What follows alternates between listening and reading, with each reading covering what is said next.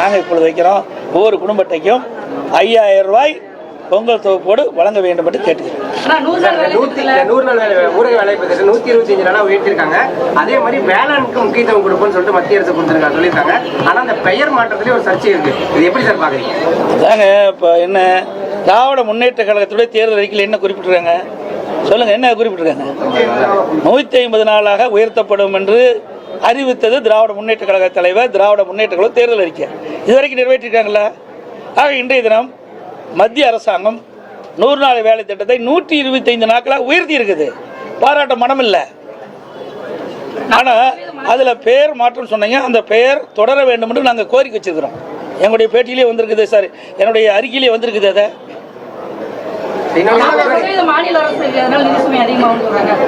அதை எங்கே வாதாடணும்? எதுக்கு நாடாளுமன்றம் இருக்கிறாங்க? நான் பல முறை ஊடகத்தை வேலையில பத்திரிகை எழுதுறேன். நாடாளுமன்றத்தில் வாதாட வேண்டியது நாடாளுமன்றத்தில் வாதாடணும். அதுக்கு தானே தமிழ்நாட்டில் திராவிட முன்னேற்ற கழகம் மற்றும் கூட்டணி கட்சியை சேர்ந்தவர்கள் 39 நாடாளுமன்றத்தில் இருக்கிறாங்க. ஆக நாடாளுமன்றத்தில் இதை பிரச்சனை எழுப்ப வேணும்.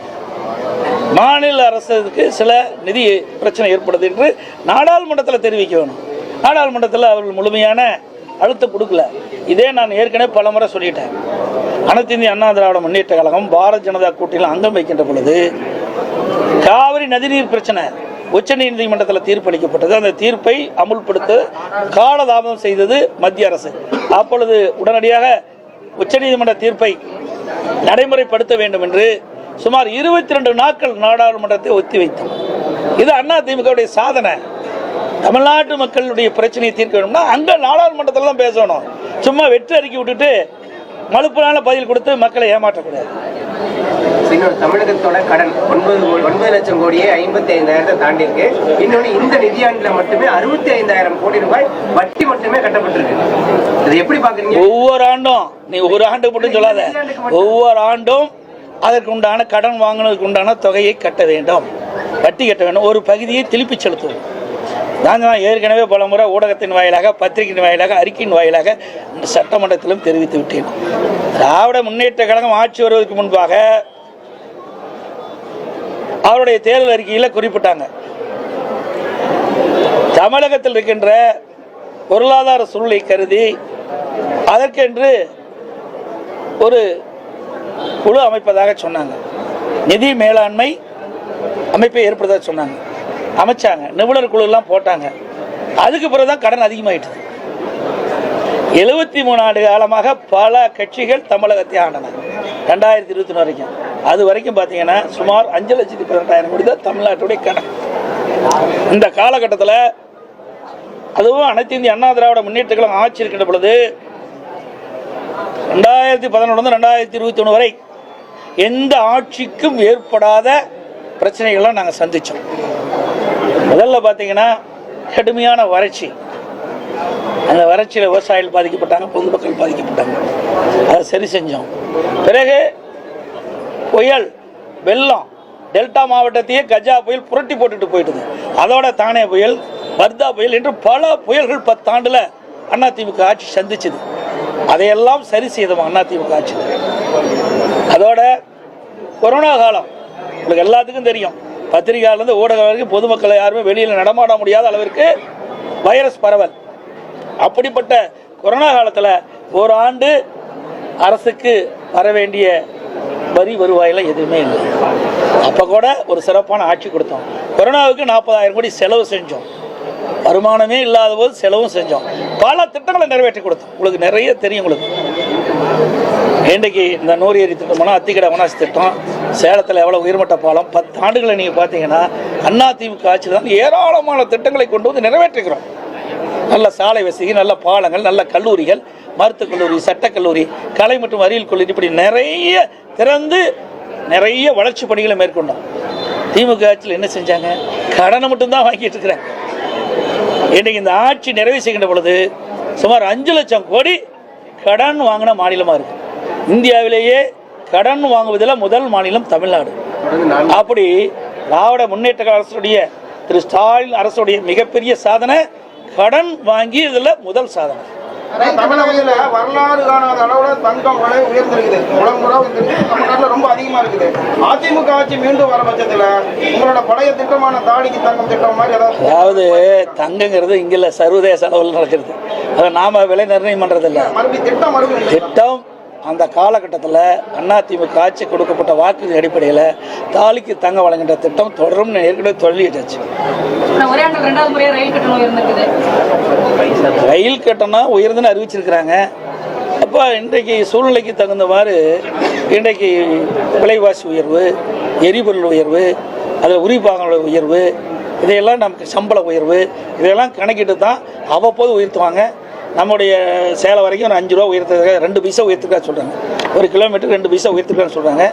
இதை கூட இப்போ அரசு, இந்த மத்திய அரசு பரிசீலிக்க வேண்டும் என்று கேட்டுக்கிறேன். இந்த ரயில்வே கட்டணத்தை கூட இதை குறைப்பதற்குண்டான நடவடிக்கை அவர்கள் எடுக்க வேண்டும் என்று நான் இந்த நேரத்தில் தெரிவிக்கிறேன். தமிழக வெற்றி கழகத்தினர் அவங்கள தூய சக்தின்னு சொல்லிக்கிறாங்க.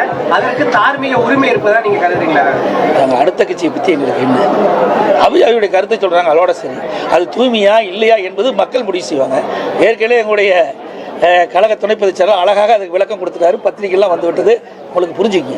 ஆனால் தமிழகத்தில் வெகு விரைவில் திமுக வந்து தன்னோட தேர்தல் அறிக்கையை வெளியிடுறதுக்காக இன்னைக்கு பார்த்தீங்கன்னா கனிமொழி தலைமையில் புதிய ஒரு குழு அமைச்சு மக்களோட குறைகள் எங்கெங்க தமிழகமெல்லாம் இருக்குன்னு ஒரு சர்ச் பண்ணி அவங்க ஒரு சரிகள் இருக்கிறாங்க. அதிமுக அந்த மாதிரி ஏதாவது முன்னெடுப்பு செய்துங்களா? அதாவது ஏற்கனவே கடந்த முறை இப்படி தான் ஒரு நாடகத்தை அரங்கேற்றினாங்க.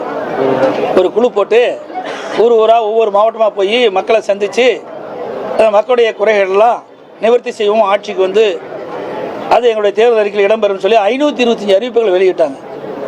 இப்போ எத்தனை அறிவிப்புகளை நிறைவேற்றிருக்கிறாங்க? உதாரணத்துக்கு 100 நாள் வேலை திட்டம் 150 நாளாக உயர்த்தணும்னு சொன்னாங்க. உயர்த்தினாங்களா? அந்த 100 நாள் வேலை திட்டத்தில் பணிபுரிகின்ற ஊழியர்களுக்கு சம்பளம் உயர்த்தினாங்களா? இல்லையே.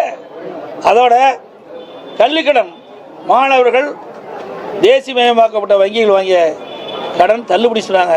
தள்ளுபடி செஞ்சாங்களா? இல்லையே. அதோட மாதந்தோறும் கேஸ் சிலிண்டருக்கு 100 ரூபா மானியம் கொடுத்தாங்களா? இல்லையே. ரேஷன் கடையில் 1 கிலோ சர்க்கரைக்கு 2 கிலோ சர்க்கரை போடுறாங்க, செய்யலையே. டீசல் பெட்ரோல் விலை குறைக்கினாங்க. 3 ரூபா 5 ரூபா பெட்ரோலுக்கு 3 ரூபா குறைச்சாங்க, அதோட நிறுத்திட்டாங்க. டீசலில் குறைக்கவே இல்லை.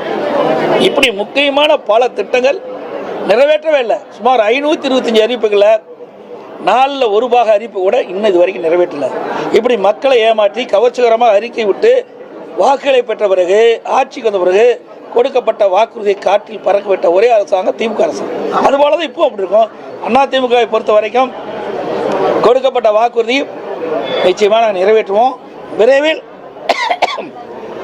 அனைத்து இந்திய அண்ணா திராவிட முன்னேற்ற கழக தலைமை இந்த தேர்தல் அறிக்கை தயாரிக்கின்ற குழு பெயர்கள் அறிவிக்கப்படும். செவிலியர்கள் தொடர்ந்து போராட்டத்தில் ஈடுபட்டு இருக்காங்க. அவங்களை போராட்டம் பண்ணிட்டு இருந்தா கொண்டு வந்து கிளாம்பாக்கத்தில் விடுறது, அதே மாதிரி மறுபடியும் அவங்களை மண்டபத்தில் அடைக்கிறது, இப்படியே தொடர்ந்து ஈடுபட்டு இருக்காங்க. குறிப்பா தேர்தல் அறிக்கையில 10 ஆண்டுக்கு பணிபுரிகிற அனைத்து ஊழியர்களையும் வந்து பணி நிரந்தரம் பண்ணும் தேர்தல் அறிக்கையில குறிப்பிட்டதா சொல்லிதான் அவங்க போராட்டம் பண்றாங்க. இன்னொரு நீதிமன்றம் கொடுத்த தீர்ப்பையும் எதிர்த்து மேல்முறையீடு போயிருக்காங்க. இதை எப்படி பாக்குறீங்க? அதாங்க, ஏற்கனவே இவர்கள் வந்து தேர்தல் அறிக்கையில திராவிட முன்னேற்ற கழகம் ஆட்சிக்கு வந்தா அரசு காலி பணியிடங்கள் முழுவதும் நிரப்பப்படும் சொன்னாங்க. அதாவது அரசு காலி பணியிடங்கள் 3 லட்சம் காலி பணியிடங்கள் இருப்பதாக சுட்டி காட்டினாங்க. அரசு சார்ந்த காலி பணியிடங்கள் 2 லட்சம். ஆக மொத்தம் அரசாங்கத்தின் மூலமாக 5 லட்சம் காலி பணியிடங்கள் நிரப்பப்படும் சொன்னாங்க. இது வரைக்கும் நிறைவேற்றிருக்காங்களா? கடந்த சட்டமன்ற கூட்டத்தொடரில் 50,000 அரசு காலி பணியிடங்கள் நிரப்பப்பட்டதாக அறிவிச்சிருக்கிறாங்க. இது வரைக்கும் இந்த 4.5 ஆண்டு காலத்தில் 75,000 பேர் ஓய்வு பெற்றுட்டாங்க, பணி ஓய்வு பெற்றுட்டாங்க. அதுலேயே 27 பாக்கி இருக்குது. கொடுக்கப்பட்ட வாக்குறுதி எதுவுமே நிறைவேற்றது கிடையாது. செவிலியர்களை பொறுத்த வரைக்கும் ஒப்பந்த அடிப்படையில் அவர்கள் பணியில் நியமிக்கப்பட்டாங்க. ஒரு குறிப்பிட்ட ஆண்டுகளானால் அதை பணி நிரந்தரம் செய்வது எல்லா ஆட்சியிலும் இருப்பது.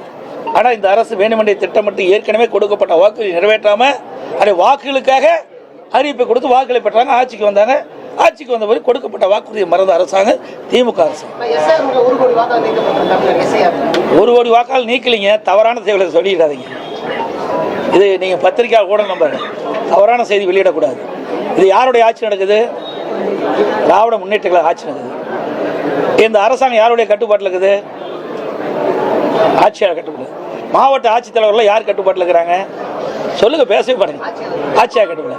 அவருடைய தலைமையின் கீழ் தான் இந்த பணியெல்லாம் நடக்குது. புரியுதுங்களா? இதில் நாங்கள் கேட்க வேண்டிய கேள்வி நீங்கள் எதிர்காலி கேட்டுட்டுறாங்க. எதிர்கட்சி தான் கேள்வி கேட்கணும். ஆளுங்கட்சி இருக்கின்ற பொழுது இதை வேண்டுமென்றே திட்டமிட்டு எஸ்ஐஆர் பணி முழுவதும் நிறைவேற்றப்பட்டு விட்டால் போலி வாக்காளர் நீக்கப்பட்டு விடுவார். போலி வாக்காளர்னா எல்லாமே இரட்டை வாக்காளர், போலி வாக்காளர். அதில் யாரெல்லாம் உண்மையான வாக்காளரை தவிர்த்து மீதியெல்லாம் வாக்காளர் பட்டியல் இடம்பெற்று அத்தனை பேருமே போலி வாக்காளர் தான் கருதப்படுவாங்க. 21 ஆண்டு காலமாக இந்த எஸ்ஐஆர் பணியை மேற்கொள்ளலை. அதனால இறந்தவர்கள்லாம் தேர்தல் நேரத்தில் உயிர் பெற்று வந்து திமுக காரனால ஓட்டு போட ஆரம்பிச்சிடறாங்க. அதுதான் பதறாரு, கதறாரு. ஆக இது நாள் வரை இறந்தவர்களை வைத்து நாம் வெற்றி பெற்று வந்தோம், போலி வாக்காளர்களை வைத்து வெற்றி பெற்று வந்தோம். இப்போ அதற்கு ஒரு இடையூறு வந்துட்டது. நீ எஸ்ஐஆர் பணி மேற்கொள்ள விட்டு விட்டால் அது வாக்காளர் பட்டியலில் உண்மையான வாக்காளர் தான் இடம்பெறுவாங்க. ஆக இறந்தவர்கள் இடம்பெற மாட்டாங்க, இரட்டை வாக்காளர் இடம்பெற மாட்டாங்க, வீடு மாறி குடியேறியவர்கள் இடம்பெற மாட்டாங்க. இப்படிப்பட்டவர்கள் தான் இன்றைய தினம் கணக்கெடுத்து இன்றைக்கு ஒரு பட்டியல் அறிவிச்சிருக்கிறாங்க.